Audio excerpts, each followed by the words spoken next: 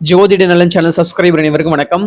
முதல்ல இனிய தை திருநாள் நல்வாழ்த்துக்களை நான் சொல்லிக்கிறேன். என்னோட சேனல் இருக்க சப்ஸ்கிரைபர் எல்லாருக்குமே தை பிறந்தால் வழி பிறக்கும் அப்படின்னு சொல்லுவாங்க. நமக்கு வழி பிறகுதோ இல்லையாங்க, நம்ம பிறக்க வச்சிடணும். உங்க வாழ்க்கையில எல்லா விதமான செல்வங்களும் வளமும் நல்ல உடல் ஆரோக்கியம் நல்ல மன ஆரோக்கியம் இது எல்லாமே கிடைக்கணும் அப்படின்னு சொல்லிட்டு நான் கடவுள்கிட்ட வேண்டிக்கிறேன். இந்த தை ஃபெஸ்டிவலை வந்து நம்ம ரொம்ப கோலாகலமாக கொண்டாடணும் அப்படின்னு சொல்லிட்டு நான் கேட்டுக்கிறேன். எனக்கு வந்து 4 days லீவ் விட்டாங்க ஆஃபீஸ். அதனால நான் ரொம்ப ஜாலியா இருக்கிறேன். ஏன்னா தொடர்ந்து 4 நாள் வந்து கண்டினியூஸா லீவ் வருது. உங்களுக்கும் வந்து 4 நாள் லீவ் விட்டுருப்பாங்க அப்படின்னு நான் நம்புறேன்.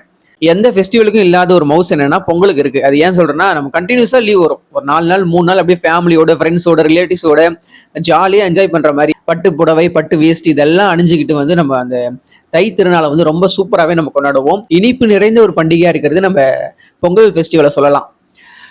இந்த ஃபெஸ்டிவலுடைய ஹீரோ யாருன்னு நம்ம எடுத்துக்கலாம்னா கதிரவன். சூரியனுக்கு தான் நம்ம வந்து படைப்போம் அந்த நாள்ல தைப்பொங்கல் அன்னைக்கு. சூரியன் யாரு? ஜோதிடத்துக்கு ஆத்ம ஒளிய அந்த மூலாதார ஒளியை கொடுக்கக்கூடிய ஒரு கிரகம். சூரியன் இல்லைன்னா கிரகங்கள் இல்லை, சூரியன் இல்லைன்னா மனுஷங்க இல்லை, சூரியன் இல்லைன்னா இந்த பூமியில இருக்கக்கூடிய ஜீவராசிகள் சின்ன சின்ன பூச்சிகள் அதுல இருந்து பெரிய உயிரினம் வரைக்கும் எதுவுமே கிடையாது. அப்படிப்பட்ட மாபெரும் நம்மளுடைய மூலாதார ஆத்ம ஒளியான சூரியன் ஆகிய கதிரவனுக்கு நன்றி செலுத்தும் விதமாக தான் நம்ம இந்த தைப்பொங்கலை கொண்டாடுறோம். குறிப்பா வந்து இந்த கவர்மெண்ட்லயே இருக்காங்க பாருங்க, கவர்மெண்ட் ஜாப்ல இருக்கிறவங்க, ஒரு அரசு பதவியில இருக்கிறவங்க, அரசு துறை குடும்பத்தை சேர்ந்தவங்க, இவங்க எல்லாம் கண்டிப்பா சூரியனை வணங்க வேண்டியது முக்கியம். நீங்க எல்லாம் இந்த பொங்கல் ஃபெஸ்டிவல் ரொம்ப கோலாகலமா கொண்டாட வேண்டியது ரொம்ப முக்கியம். நம்ம பொங்கல் வச்சு படைக்கிறது எந்த அளவுக்கு முக்கியமோ சூரியனையும் அந்த நாள்ல வணங்க வேண்டியது முக்கியம். நம்ம சேனல் சப்ஸ்கிரைபர் யாரா இருந்தா அதை செய்யுங்க. இந்த மாதிரி கவர்மெண்ட் ஜாப் கிடைக்கணும், அரசு லெட்டரா நான் போகணும் அப்படின்னா இந்த தை திருநாள்ல கண்டிப்பா சூரியனை வந்து வணங்குங்க. உங்க வீட்டுல படைக்கும் போது அதுக்கு ஒரு நேரம் ஒதுக்கி சூரிய பகவானுக்கு வந்து கண்டிப்பா வந்து அவர்கிட்ட ப்ரே பண்ணுங்க. உங்களோட உழைப்போட சேர்த்து அவருடைய பிளெஸிங்கும் உங்களுக்கு வந்து நிறைய விஷயங்கள் கொடுக்கும். நீங்க எதை நோக்கி போறீங்களோ அதை நோக்கி உங்களுக்கு வெற்றி கிடைக்கும். என்னுடைய ஹார்ட் கோல இருக்க மீனராசி சப்ஸ்கிரைபர்கள் எப்படி இருக்கீங்க? நியூ இயர் பிறந்ததுக்கு அப்புறம் நிறைய மாற்றங்கள் நடக்கும்னு சொல்லியிருக்கேன். அந்த மாற்றங்கள் கண்டிப்பா உங்களுக்கு வரும், நம்பிக்கையோடு இருங்க. இந்த பொங்கல் ஃபெஸ்டிவலை ஜாலியாக கொண்டாடுங்க. நான் எப்பயுமே சொல்ற மாதிரி தான், தீபாவளி கூட ஒரு நான் சொல்லியிருப்பேன். தீபாவளி ஃபெஸ்டிவல் வரும்போது கூட இந்த மாதிரி வந்து ஃபெஸ்டிவல் டைம்ல வந்து சும்மா உட்காந்து புலம்பிக்கிட்டு பழசை நினைச்சிட்டு அழுதுகிட்டு இல்லாம அந்த நாள்ல நம்ம கொடுத்துருக்க அந்த நாள் இது வந்து கிட்டத்தட்ட ஒரு 4 நாள் லீவ் விட்டாங்க. ஜாலியா நீங்க கொண்டாடுங்க. கஷ்டத்தை நம்ம வந்து மண்டேக்கு அப்புறம் பார்த்துக்கலாம். மண்டே வந்து என்ன கஷ்டமா இருந்தாலும் ஃபேஸ் பண்ணிக்கலாம். ஸோ இந்த ஃபெஸ்டிவலை ஜாலியாக கொண்டாடுங்க. மனசுல இருக்கக்கூடிய பாரம் துக்கம் எல்லாத்தையுமே வந்து ஷேர் பண்ணுங்க.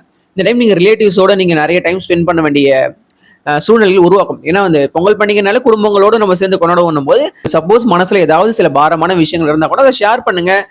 நிறைய கோயிலுக்கு இந்த டைம் நீங்க போவீங்க, கோவில்களுக்கு போய் கடவுளிடம் கொஞ்சம் வேண்டுங்க. எல்லாமே உங்களுக்கு நல்லது நடக்கும். உங்களுக்கு கஷ்டத்தை கொடுக்கக்கூடிய அந்த கடவுள் அதை பார்த்து கூட இருக்காருன்றதை நீங்க புரிஞ்சுக்கணும்.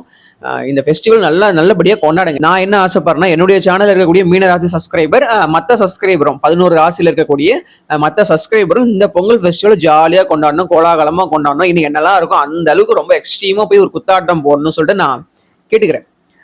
இந்த மாதிரியான ஃபெஸ்டிவலை நீங்க விட்டுட்டே இருந்தீங்க, இதெல்லாம் என்ன, நான் மெச்சூரிட்டி ஆயிட்டேன் அதனால எனக்கு இந்த ஃபெஸ்டிவல்லாம் கொண்டாட மாட்டேன், அதுல எனக்கு இன்ட்ரெஸ்ட் இல்லைன்னு சொல்லிட்டு சும்மா இந்த ஞானி அந்த அளவுக்கு நம்ம பேச வேண்டாம். அதுக்கெல்லாம் என்ன வயசு இருக்கு? நம்ம வந்து ஒரு 50-60 வயசுக்கு அப்புறம் அந்த மாதிரி பேசிப்போம். நம்ம ஒரு யங் ஏஜ்ல இருக்கும்போது நம்ம அந்த வந்து ஒரு இனிமை, அந்த ஒரு இளமை, அந்த துள்ளல் அதெல்லாம் இருக்கணும்ல. இதெல்லாம் நம்ம இப்போ இந்த பொங்கல்லாம் வரும்போது ஜாலியா இருக்கணும் தானே. அதெல்லாம் கண்டிப்பா இருந்தாங்க லைஃப்ல வந்து வருஷம் நடக்கக்கூடிய ஒரு விஷயம். நம்ம இன்னைக்கு இருக்கோம், நாளைக்கு இருக்குமான்றது உங்களுக்கு தெரியாது, எனக்கும் தெரியாது. ஸோ அப்பப்போ வரக்கூடிய அந்த ஃபெஸ்டிவல் ஜாலியாக கொண்டாடுங்க. கஷ்டம் அது பாட்டுன்னு ஒரு மூலையில கிடக்கட்டும். எனக்கும் கஷ்டம் இருக்கு, நான் கூட முந்தா நாள் ஹாஸ்பிட்டல் போயிட்டு தான் வந்தேன். இந்த மாதிரி எல்லா விஷயங்களும் நடந்துட்டு தான் இருக்கும். ஃபெஸ்டிவல் டைம்ல ஜாலியா இருங்க, ஃபேமிலியோட ஜாலியா இருங்க, ஃப்ரெண்ட்ஸோட ஜாலியா இருங்க. உங்களுக்கு பிடிச்ச விஷயத்தை செய்யுங்க. புதுசா ஏதாவது ஆரம்பிக்க போறீங்கன்னா இந்த டைம்ல ஆரம்பிங்க. நிறைய பேர் தை மாசம் நிறைய விஷயங்களை ஸ்டார்ட் பண்ணுவாங்க. ஏன்னா தை மாசம் அப்படிங்கிறது ரொம்ப வந்து எல்லாருமே செலிப்ரேட் பண்ணக்கூடிய ரொம்ப ஒரு நல்ல மாசமா எல்லாருமே நினைச்சிட்டு இருக்காங்க. அவங்க நம்பிக்கை கண்டிப்பா அது உண்மையாகவும் இருக்குது. சப்ஸ்கிரைபர் கேட்ட கேள்விகளுக்கு பதில் கொடுக்கறதுக்கு முன்னாடி நான் இந்த விஷயத்த சொல்லிடுறேன். ஜாலியா இருக்கணும், 4 நாள் சந்தோஷமா இருக்கணும். என்னுடைய ஹம்பிளான ரிக்வெஸ்ட்டை நான் உங்களுக்கு வைக்கிறேன். நான் வேற யார்கிட்ட போய் சொல்ல முடியும்? நான் வேற யார்கிட்ட சொன்னாலும் கேட்க மாட்டான். என் ஃப்ரெண்டு கிட்ட நான் சொன்னாலே அவன் கேட்க மாட்டான், அட போடான்னு சொல்லிட்டு போயிடுவான். நான் உங்ககிட்ட தான் சொல்ல முடியும். ஏன்னா நான் சொன்னா நீங்க கேட்பீங்கன்ற ஒரு நம்பிக்கை எனக்கு இருக்கு. சடனா உங்களுக்கு தோணும் இல்லையா, இந்த வீடியோ நான் இவர் ஜோதிடர் சொன்னார் இந்த விஷயத்த, சரி ஜாலியா இருப்போமே அப்படின்னு சொல்லிட்டு அது உங்களுக்குள்ள ஒரு சில மாற்றங்களை கொண்டு வந்தாலே, நான் சொல்ற விஷயங்கள் உங்க வாழ்க்கையில நிறைய மாற்றங்களை கொண்டு வந்தாலே அது எனக்கு சந்தோஷமான விஷயம். முத்துக்குமரன் அப்படிங்கிற ஐடியில இருந்து, வாழ்வே எதற்கு இருக்க வேண்டும் என்று வெறுப்பாக உள்ளது, நான் என்ன பாவம் செய்தேன் இறைவா என்று கதறுகிறேன். இறைவா என்னையும் இந்த ராசியில் பிறந்தவர்களும் காப்பாற்று. உங்க வீடியோ மூலம் மன அமைதி இழந்து இருந்த எனக்கு ஒரு வழிகாட்டலாக இருக்கிறது, நன்றி சொல்லிட்டு சொல்லியிருக்காரு முத்துக்குமரன். நான் ஆல்ரெடி உங்களுக்கு ஏற்கனவே ஒரு டைம் பதில் கொடுத்தேன்னு நினைக்கிறேன். நான் என்ன பாவம் செஞ்சேன், இந்த ராசியில ஏன் பிறந்தன்ற அளவுக்கெல்லாம் இவ்வளவு கஷ்டப்படுறீங்க. இப்ப உண்மையே கஷ்டப்படுறீங்க.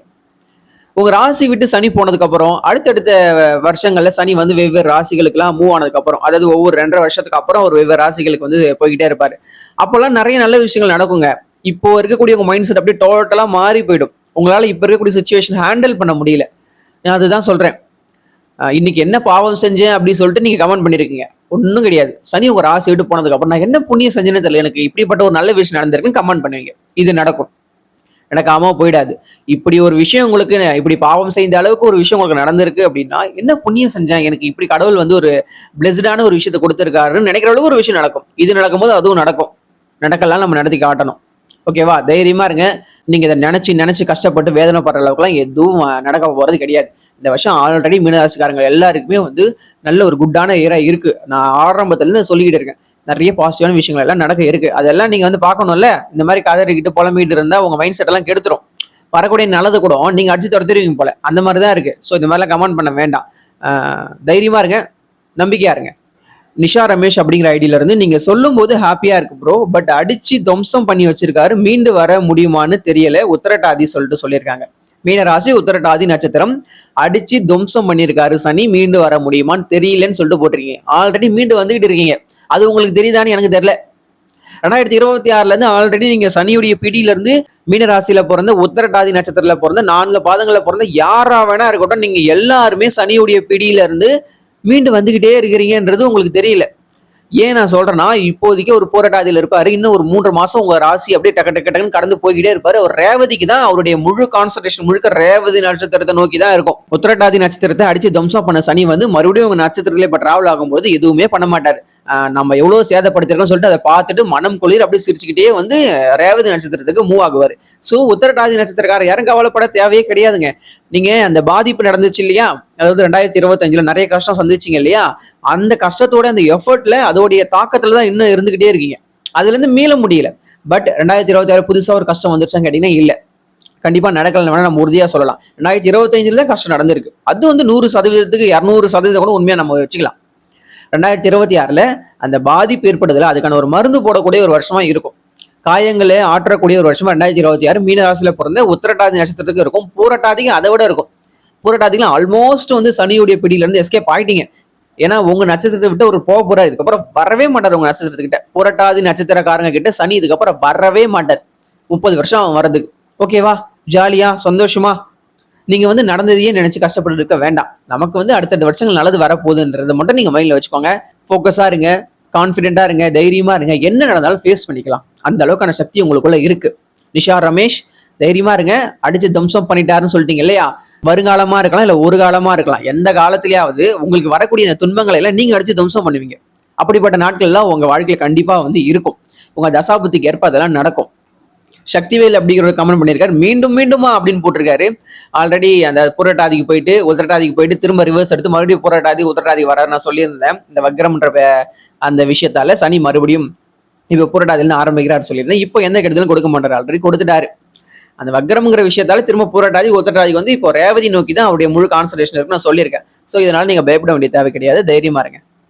மேனகா சந்திரா அப்படிங்கிற ஐடியில இருந்து கமெண்ட் பண்ணியிருக்காங்க, நார்மலா ரேவதி நட்சத்திரம் ரொம்ப சின்ன வயசுல கஷ்டப்பட்டவங்க, அதனால கடவுள் கிருபை இருக்கும்னு சொல்லிட்டு சொல்லியிருக்காங்க. அப்படி கிடையாதுங்க. நான் வந்து இதெல்லாம் ஒத்துக்கவே மாட்டேன். ரேவதி நட்சத்திரம் சின்ன வயசுல இருந்து கஷ்டப்பட்டவங்க, அஸ்வினி நட்சத்திரத்துல பிறந்தா இப்படி இருப்பாங்க, போராட நட்சத்திரத்துல பிறந்தா வந்து அவனுக்கு படிப்பு போறாது, அந்த மூல நட்சத்திரத்துல பிறந்தா வந்து மாமனார் இறந்து போயிடாங்க. இதெல்லாம் வந்து ஒரு கட்டுக்கதையோட சேர்ந்து வரக்கூடிய ஒரு கதைகள் தான். நீங்க சின்ன வயசுல கஷ்டப்பட்டு இருக்கீங்க அப்படின்னா முதல்ல உங்க ஜாதகத்தை பார்க்கணும். உங்க ஜாதகத்துல லக்னம் எப்படி இருக்குன்னு பார்க்கணும்.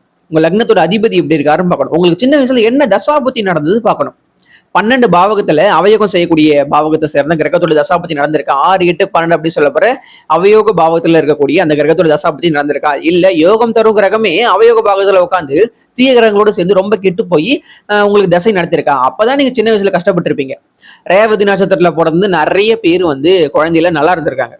இப்படியும் சொல்லலாம். ரேவதி நட்சத்திரத்துல பிறந்து கஷ்டப்படுறன்னு நீங்க சொல்லும் போது ரேவதி நட்சத்திரத்துல பிறந்த நிறைய பேர் நல்லா இருக்கிறத நான் காட்ட முடியும். ஸோ இதெல்லாம் வந்து பொதுவா சொல்றது. நீங்க வந்து ராசி நட்சத்திரத்தை தவிர்த்து வரமாட்டீங்க, அதை தாண்டி எட்டி பார்க்கவே மாட்டீங்க. ராசி நட்சத்திரம் இதையே தான் நீங்க வந்து திரும்ப திரும்ப வந்து மைண்டுக்குள்ள போட்டே இருக்கீங்க. அதுல இருந்து வெளியே வாங்க. ராசி நட்சத்திரம் தவிர்த்து உங்க ஜாதகத்துல இருக்கக்கூடிய கிரக நிலைகள் தசாபுத்திகள் இதுதான் வந்து முடிவு செய்யும் உங்களுக்கு என்ன நல்லது நடக்கும் கெட்டது நடக்கும்ன்றதை புரிஞ்சுக்கணும். நான் இவ்வளோ டைம் இதை கத்திட்டேன். ஸோ இப்போ நீங்கள் இப்படி புரிஞ்சுக்காம இப்படி கமெண்ட் பண்ணுறது வந்து எனக்கு கொஞ்சம் கஷ்டமாக இருக்குது. ஸோ இந்த ரேவதி நட்சத்திரத்தில் பிறந்தாலே வந்து கஷ்டப்படுவாங்க சின்ன வயசுலங்கிறதெல்லாம் இல்லைங்க. அதெல்லாம் வந்து நம்பத்தகாத ஒரு விஷயம் தான். பவானி ஜே அப்படிங்கிற ஐடியில இருந்து, முடியல சாமி, ஒரு பக்கம் ஆஃபீஸில் too much work pressure, another side course படிக்க டைம் இல்லைன்னு சொல்லியிருக்காரு. ரொம்ப ஒர்க் ப்ரெஷர் சொல்லிட்டு சொல்கிறீங்க. கண்டிப்பாக ஜென்மசனிலே ஒர்க் ப்ரெஷர் இருக்கும், அது இருந்தே ஆகும். அது என்ன நீங்கள் பரிகாரம் பண்ணாலும், எவ்வளோ பெரிய மாலையை வாங்கி கழுத்தில் போட்டுக்கிட்டு இந்த என் கழுத்துக்குள்ள என் உடம்புக்குள்ள நிறைய சக்தி வந்திருக்கு, எந்த தீய சக்தியால் நான் நெருங்கவே முடியாதுன்னு சொன்னால் கூட இல்லை, ப்ரெஷர் இருக்கும், ஒர்க் டென்ஷன் இருக்கும், ஒர்க்கில் பிரச்சனை இருக்கும். நீங்கள் நல்லா உழைப்பீங்க, மாடு மாதிரி உழைப்பீங்க, ஆனால் நீங்கள் வேலையே செய்யலைன்னு சொல்லிட்டு உங்களை பற்றி சொல்லுவாங்க, எல்லாரும் முன்னாடியும் சொல்லுவாங்க, அசிங்கப்படுத்துவாங்க. இது எல்லாம் நடந்திருக்கும். மீனராசிக்காரங்க, பூரட்டாதி, உத்திரட்டாதி, ரேவதி, இது 3 பேருக்கு இது நடந்திருக்கும். வேலையிலேருந்து உங்களை வேற இடத்துல இருந்து மாற்றிருப்பாங்க, இல்லை நீ வீட்டுக்கு போயிட்டு வாப்பா தம்பி, நீ ஒழுங்காக வேலை செல்ல அமைச்சு வச்சிருப்பாங்க. இது எல்லாமே நடந்திருக்குங்க. 2026 புது வேலை கிடைக்கும். ஓகேவா? சந்தோஷமா? அந்த ப்ரெஷர் குறையும், மைண்டு ப்ரெஷர் குறையும். நான் ஆரம்பத்தில் சொல்லிட்டு இருக்கேன், 2026 அது குறைய போகுது. ஸோ தைரியமா இருங்க. ஏன் இப்படி கமெண்ட் பண்றீங்க? கண்டிப்பா நல்லது நடக்க போகுது.